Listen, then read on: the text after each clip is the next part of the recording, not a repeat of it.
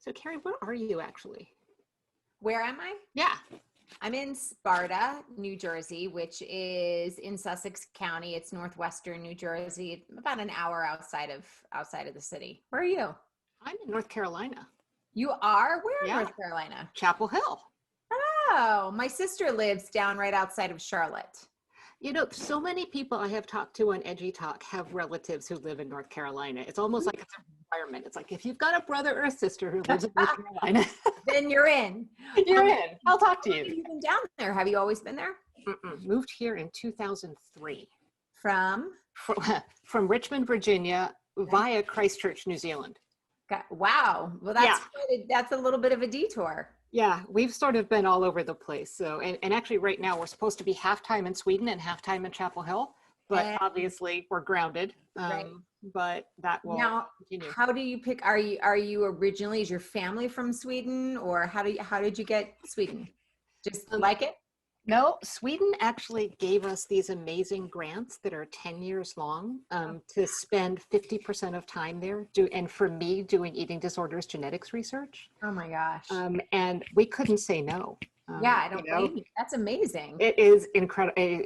You know, their government showed some real foresight when it comes to investing in this kind of work. So I am deeply grateful. I don't blame you. So how does that work generally? You spend half the year over there conducting research and then half over here. And then what happens now? No, it's like every 6 weeks back and forth. Oh, wow.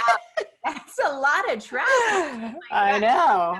Status on some airline somewhere. Yeah, it's absolutely wild. And, you know, it's like one of the things about the pandemic is I've rediscovered what it's like to actually have all your circadian rhythms aligned. Yes. It's like, oh, this is what it feels like to like be normal. Quite something, isn't it? Quite something. I kind of like it. I'm sleeping when I'm supposed to and eating when I'm supposed to. So I know the whole circadian rhythm thing because for 20 years, when I was almost 20 years in the news business, I was up at 1:30 in the morning. Oh, and I'll tell you, that does a real I mean, I'm not naturally a morning person anyway. Wow. I don't think anybody's naturally a 1:30 in the morning person. No. I will tell you, oh my gosh, I felt like a different woman once I finally was off of that schedule. And you're like out of sync with the rest of the world too, right? So, Monday mornings were just the bane of my existence because I would have sort of reverted to a normal schedule over the weekend. And then Monday, well, it's funny after I had kids, because I remember when I didn't have kids and I would come back to work on Monday, couldn't understand why everybody else around me was so tired. They just had all weekend to sleep. This is the idiot in like her 20s who didn't have children, who had no flippant idea that those people did not sleep over the weekend. Oh God. And then once I had children, I finally understood. I'm like, this is awful. Oh man. Yeah. Anyway. Oh, that's wild. All right. Well, let's dive into it. How's that sound? All right. I'm in. Awesome. So hello, everyone. I am Dr. Cynthia Bulick. I am the principal investigator of the Eating Disorders Genetics Initiative, or EDGI, as we like to refer to it. And I am super excited today to welcome Kerry Barrett to EDGI Talk. I'm going to do a little brief red introduction so I don't mess it up. Okay, go for it. So here we go. Kerry is the founder of Kerry Barrett Consulting. She is a walking, talking example of turning a vulnerability into a strength. Kerry is known as a broadcast news anchor, reporter, and producer for NBC, ABC, and Fox. She is the recipient of a first place award with the Society of Professional Journalists and an Emmy Award in breaking news. Now, what you might not know about this woman is she actually had overcome what I would almost call a vulnerability, which was crippling fears of public speaking in order to get to this stage where she's an Emmy Award-winning broadcaster. Kerry, welcome to EDGI Talk. I am so excited to be here. We have a ton of things to talk about, and you talk about fear of public speaking, and I feel myself go back in time, and I remember the jitters and the nerves and the extreme anxiety. I am glad I've gotten to a place where I no longer have that experience, but it was tough, man. take us back. So Yeah. we have been actually talking on the eating disorder side of things about like these first experiences or triggering events or like your first memory. Do you have a first memory of that just crippling public speaking anxiety, or just a memorable moment that you go back, wow, that was bad? It wasn't, I think I've tried to blank most of them out, Fair. honestly, but I remember going back to second grade-ish, first or second grade, and I did a presentation. It was not a formal presentation, it was like a show and tell thing. And I was with 5 or 6 of my friends, and I was sort of along for the ride. I didn't know what exactly they were doing. I was sort of just up there. And they did something that was offensive, and they got in trouble. And so I got in trouble as well. And um, the teacher rightly called us out, and I was ashamed. And if I have to think of a specific moment as it relates to speaking in front of people, specifically, Yeah. that would sort of be the start of it. But I would say that that moment was compounded each time I had to get up and talk, because I had that sort of internal fear and anxiety of doing wrong. And then having that coupled with extremely low self-esteem, which developed as I started to hit, 6th grade, and I had a bully, maybe it was 5th grade, and things just sort of compounded. And it wasn't one specific instance or issue, but it was everything lumped together, and then sort of trying to dig your way through all of that as you're trying to figure out how to come out on the other side. Yeah, and that sense of compounding. Yeah, So like adding each time, it sort of adds to it. Yeah, and each time I would go up and I would have a bad experience, even if listen, I was never a great public speaker, but even if I didn't completely flub, I had that. I mean, when I tell you anxiety, I don't mean a normal, like you hear people, they don't like public speaking. It's fine. You don't know who likes to be on a stage and have, thousands of eyes on them, picking apart every single thing that they're doing and saying. Like, I get where that comes from. This was beyond that, though. This was like, I am in the back of the room. I am likely in the fetal position. There's a good chance I am like crying and in a puddle of my own vomit, and there may be something involved. It was really, really intense, and hyperventilating, and I would have a bag sometimes, and all of that spectacle added to my anxiety each time. So each time I had to do it, whether it was a book report or I had to speak up at church youth group for something, it informed the way I did and felt about every single thing. Everything. My self-worth, my self-esteem, I'm sure tied into my eating disorder, and vice versa. Right. It was just that it sort of, it was a self-fulfilling prophecy. Each time I had that anxiety, out of control feeling, then I would anticipate and dread it even more the next time I had to do it. And then you work yourself up. I worked myself up. Oh, yeah. Yeah. Absolutely. Okay. So tons of people, and I've done a lot of work with social anxiety disorder, lots of people who have that intense of a response basically curl up in a ball and shrink from ever having to do anything in public again. They arrange their life, they arrange their work, they say no to promotion so that they don't put themselves in that situation. You kind of did the opposite. You were like, bring it, right? To the point where it became your life. How did you not shrink into a ball? Well, I did for a while. I really did. I mean, I didn't go out. I didn't have friends. I would not go to events because I thought that I was too fat to go. I didn't want to speak, but here's how it really sort of manifested itself. I started out in college as a pre-veterinary medicine major. And I loved animals. What I also discovered in that new group of friends where nobody knew my past and I had a new identity, if you will, I could become a new person, which I did with the help of alcohol. And I found that I was exploring this sort of new uninhibited side of myself too much. And I ended up partying my way into academic probation. And I still had that self-esteem issue, clearly. And I had a lot of issues with my self-worth. I know that anytime I struggled, I would find myself drawn back into the, sort of troubling dialogue I had with food. And if I can control my food, then I can get the rest of this stuff in order, sort of was how my brain was thinking about it. Anyway, so I had to take a year and a half off because I knew that I wasn't going to be able to continue in pre-veterinary medicine. I didn't want to make it a career, and I wasn't committed enough to it, honestly.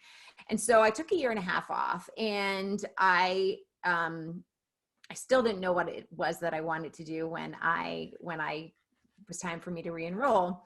But we had a communications department. I went to Clemson University for my undergraduate, and they had a great animal science program. Their communications department was kind of new. It was extremely broad. It was business communication and speech pathology and a little bit of journalism and marketing and PR, et cetera, et cetera. And I thought, okay, I can do this. There's no science involved.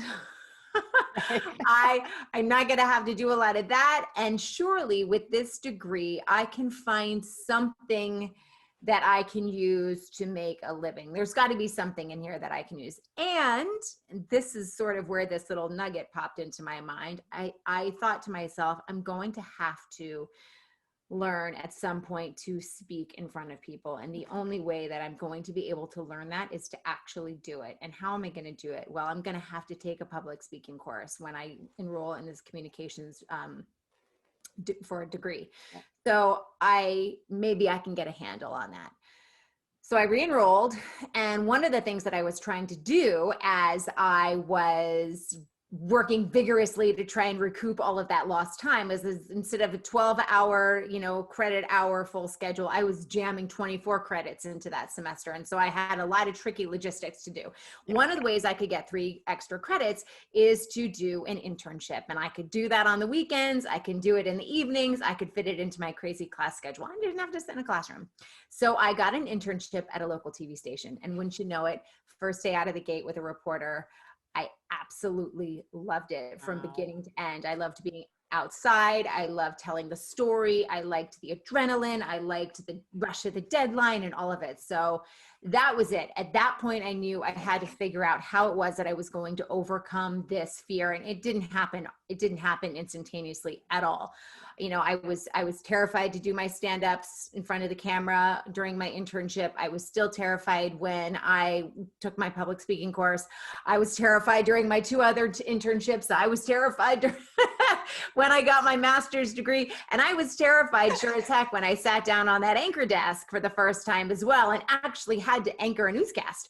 Yeah. But what I learned is that the more you do it, as tough as it is, those little tiny bites, whether it's raising your hand in class or whether it's making a comment at the parent teacher association meeting or whether it is speaking up to some other board or group that you're in, forcing yourself, don't wait till you're comfortable, because that ain't going to happen, but forcing yourself to take those little bites eventually desensitizes you to the anxiety, and you can start to focus on the performative aspect of speaking and making your message and your delivery compelling. So it's just, I had to take it in those little steps. And that's eventually how I got to the point where I can speak. And I should mention, the biggest lesson for me was you're never going to be perfect.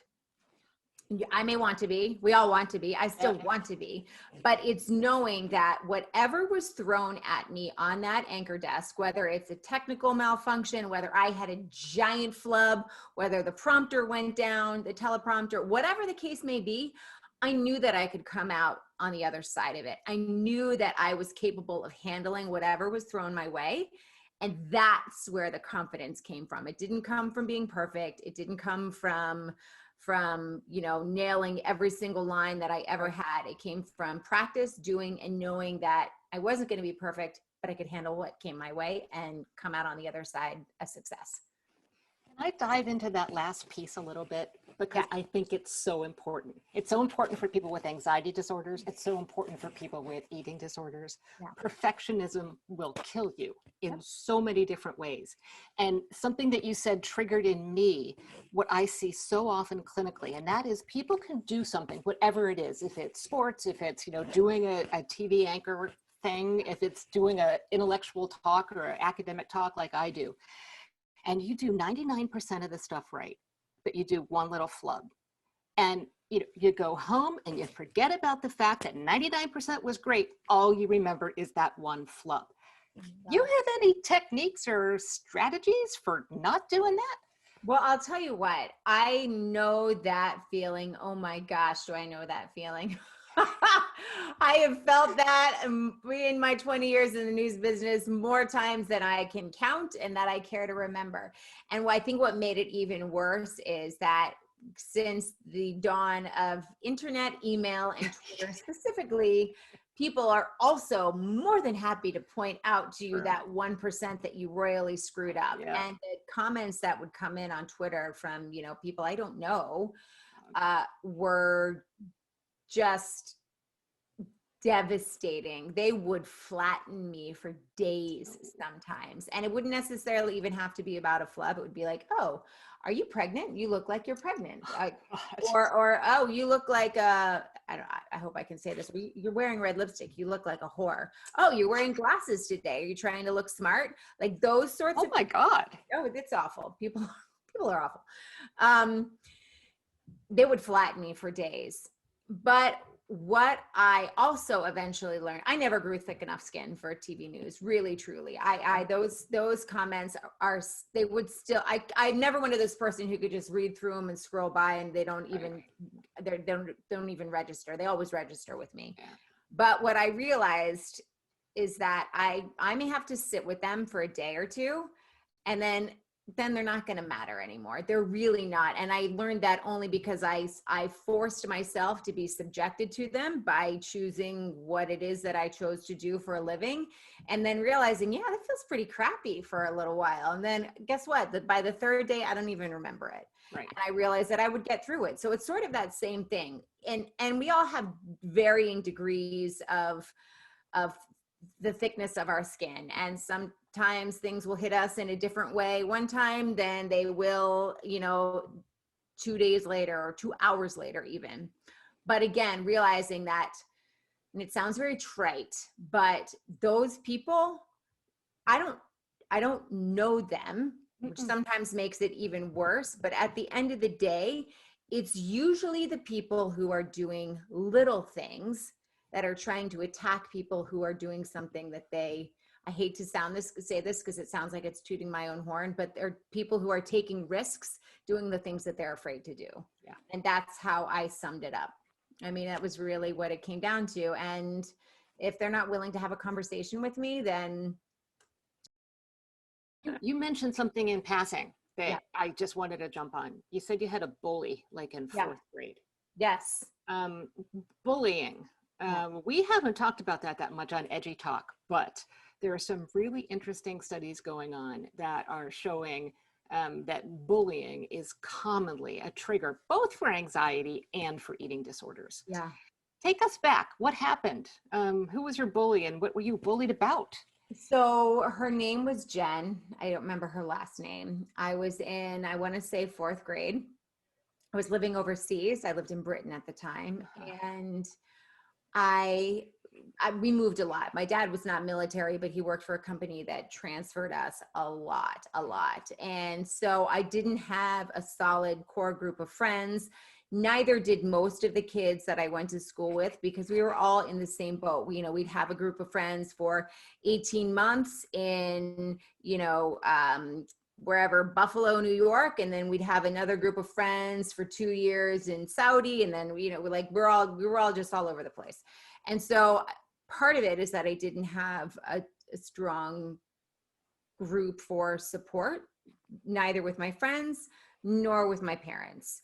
And that's another whole thing. But I think regardless of the relationship with your parents, bullying now is understood to be something quite different than the way it was understood when I was in fourth grade, which was, 35, some odd years ago. And we didn't understand it to have the effect that it does now. So this girl, Jen, for whatever reason, just decided that she didn't like me. She showed up at the school about a year after I was there. Her parents moved to Britain, I don't know where, somewhere. And we went to the same school. And she just took an instant disliking to me, and constantly,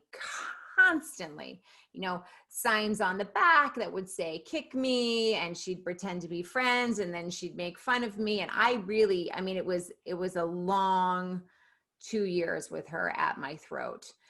And I didn't have the words or my grades started to drop. My parents didn't know why, all of that stuff. That's when I started to be aware of body image and being fat.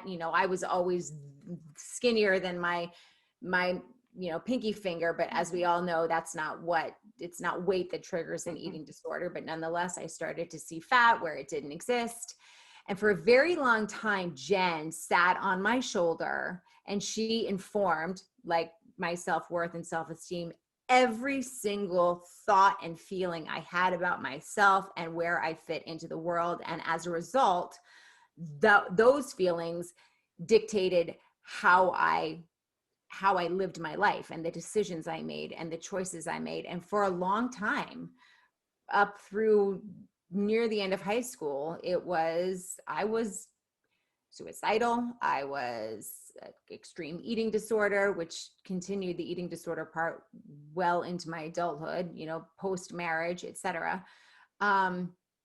She informed everything. And she still sits there every now and then. I know that she's there when I walk into a room because I know the way that I feel.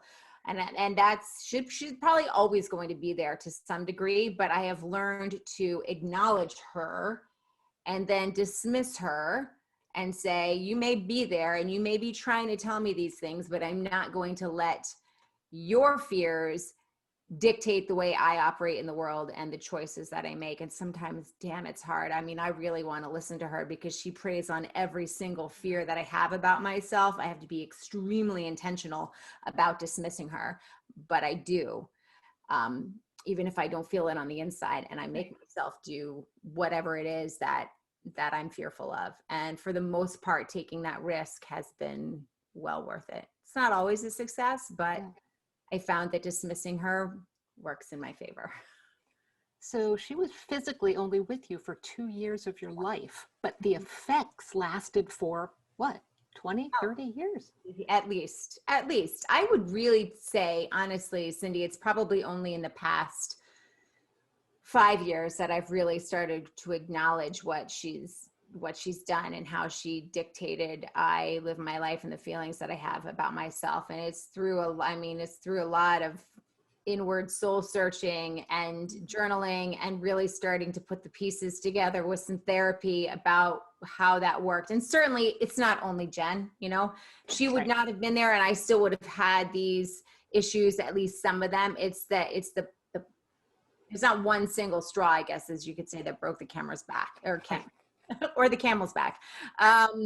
It's all of them combined. And that's why I think digging out can be so hard. I think for most people, it's probably not one specific moment or not one specific character trait or circumstance. It's sort of a hand that you were dealt and how those things interplay with one another. And then the support that you have around you and the way people are talking about it. Bullying is still a big issue, but people are at least talking about it. If you come to your parents and say, I'm being bullied, at least they know generally what the heck that means. Right. Yeah. And schools are starting to have better programs to deal with it, and et cetera, et cetera. Listen, I don't want to diminish it because I think it's still a huge issue. Yes. But we are starting to at least have language to put around it. Right. Yeah. So Kerry, one of the things that's become clear just as we've been talking is, people talk about eating disorders and as if they just are sort of isolated problems. Yeah. But it is so rare that we see someone who just has an eating disorder. And already you've talked about sort of this confluence of eating disorder, anxiety, alcohol, suicidality. It's like this whole package that where there's so many different facets, all of which are problems and can really affect your life. How do you see, especially the eating disorder and the anxiety disorder, as being connected? I'll tell you what, I know that even as a almost 47-year-old, when things get really tough, stressful, I find that one of my first instincts is I got to get my eating back in order. You know, like whatever that means. It's like whether it's I'm not even going to say what it is because I don't want it to be a trigger, but Thank you. it is those thoughts when everything else sort of begins to spiral out of control, or I'm having a tough time with my husband, or work is really stressing me out. I mean, we talked a little bit before the show started about my schedule for 20 years. I was getting up at 1:30 in the morning. That messes with your mind and your circadian rhythms and your hormones and all of those other things that work together. So when I have anxiety, or when I feel like there's a lot of things going on in my life that I can't control, or I'm feeling sad or depressed, or I'm feeling particularly unlovable for some reason or another, which, you know, happens to all of us, I find that I gravitate towards food or the lack of it as a solution. And I think the anxiety and the food,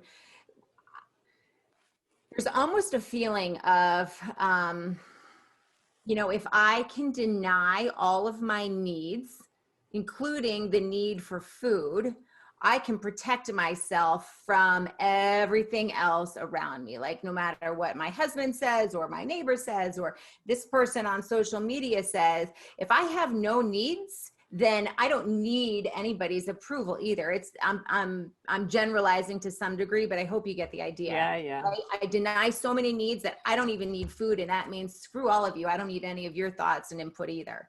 It just becomes a way to help put up that wall. And how does that work? Doesn't work so well. No. Doesn't work so well.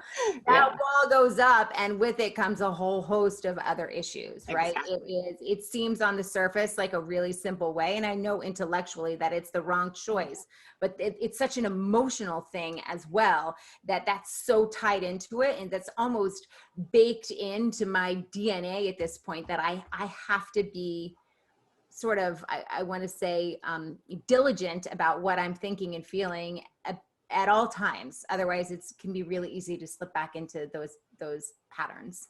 And I think that's exactly it. It's a familiar retreat. Yeah.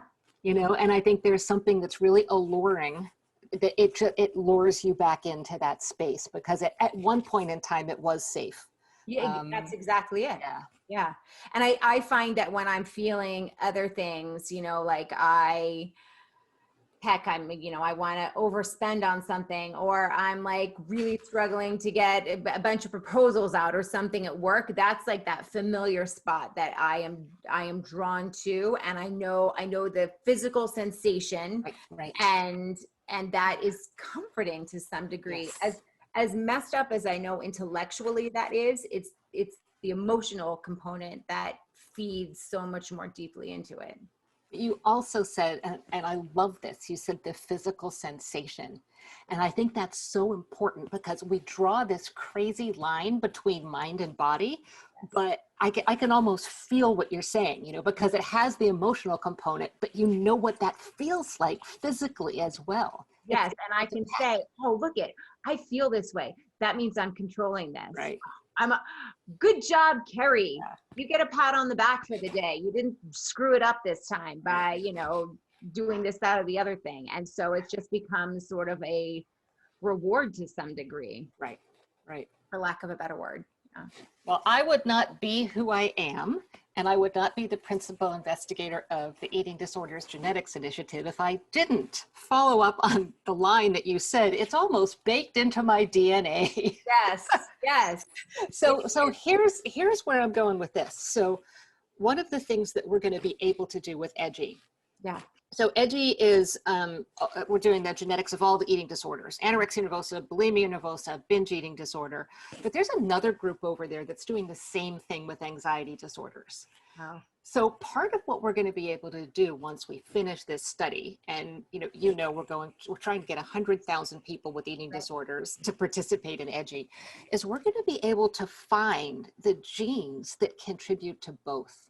So, we know that anxiety and eating disorders go hand in hand. Something like 70% of people with eating disorders also have anxiety disorders. I didn't realize it was that high. Yes, see, exactly. I wrote a paper over 30 years ago, been in this field for a while, that literally talked about social anxiety disorder in people with eating disorders. So we've known about this for ages, but we haven't known why. And now we're at the precipice of being able to say, yes, these are the genes or the pathways that influence both of these illnesses.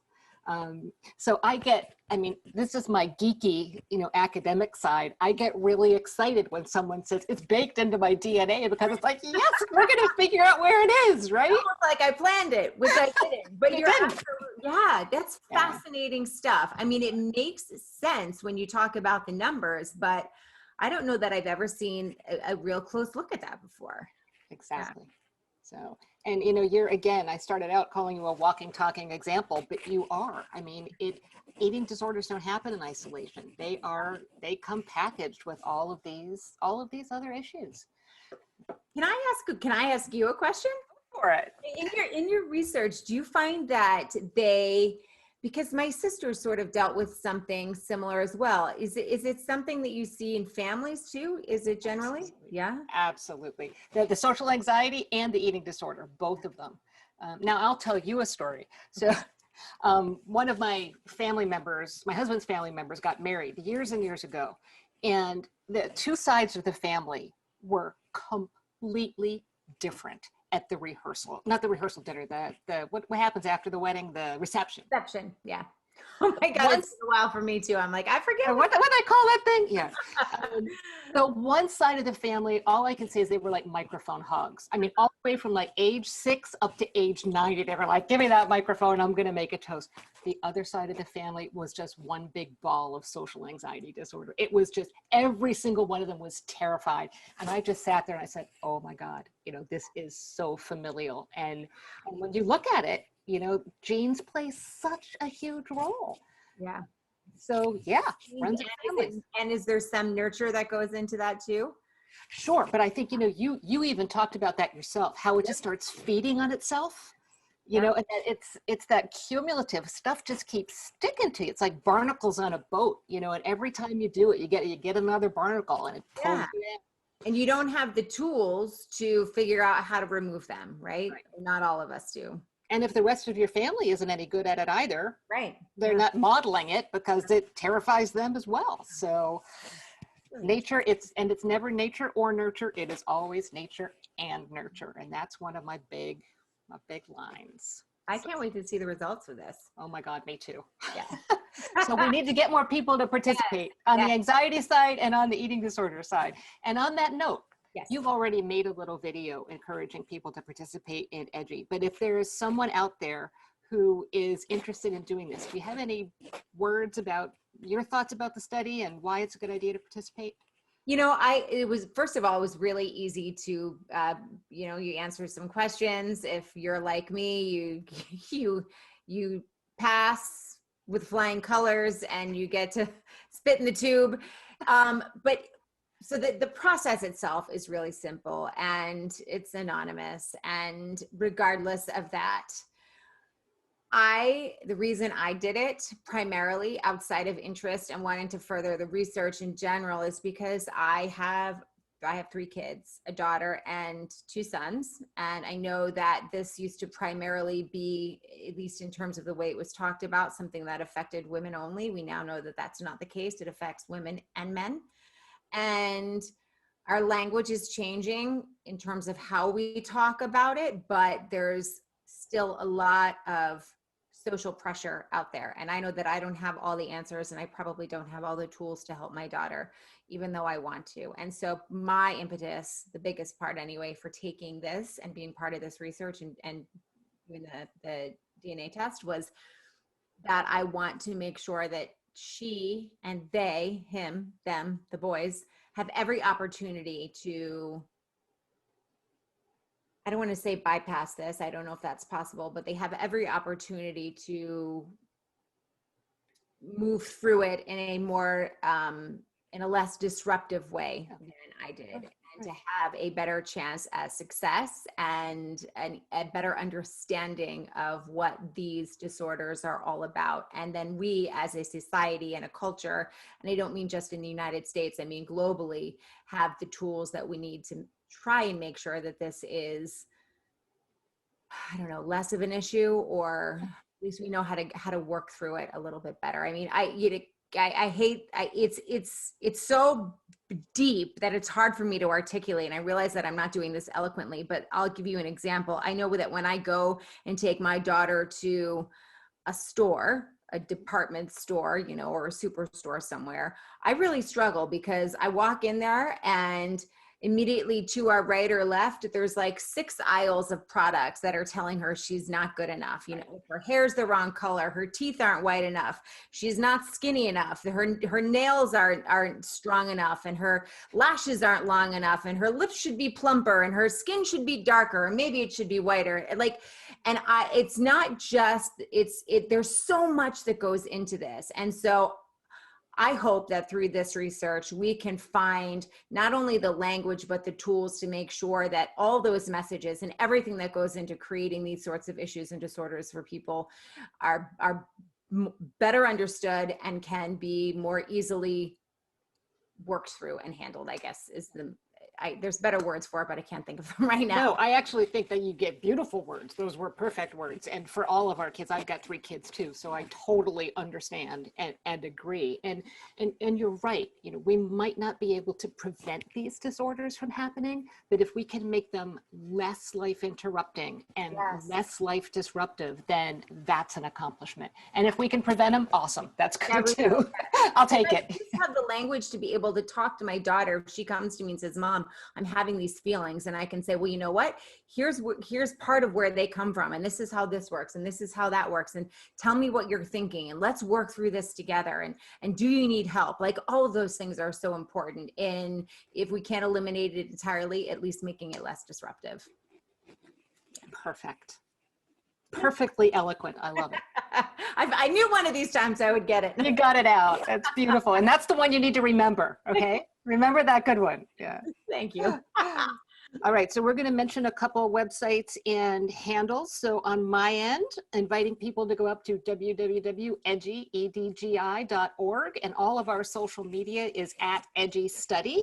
And Kerry, what would you like people to take a look at to find out more about you? They can check out my website, which is Kerry, Kerry, Barrett, Barrett Consulting. So kerrybarrettconsulting.com. You can also find me on all of the social media platforms, LinkedIn, Instagram, Facebook, Twitter, the bane of my existence. It's still there though, baby. I haven't let it shut me down yet. YouTube, and then you can also email me if you have any questions. It's Kerry@kerrybarrettconsulting.com. Kerry, this has been so wonderful. Thank you so much for just being so open and just talking about your experience and sharing with it. It's going to mean so much to people who have been in your position and have felt what you're feeling. And you do an amazing job at talking about the mind and the body and how they're linked. I am just so grateful that you joined me today. Thank you. I am so grateful that you invited me to speak. When you asked me, it was a no-brainer. I think it's an important topic, and I'm more than happy to share my story in the hopes that somebody else can be helped by it, not the least of which is EDGI. Awesome. Thank you so much, Kerry. Bye-bye, everybody.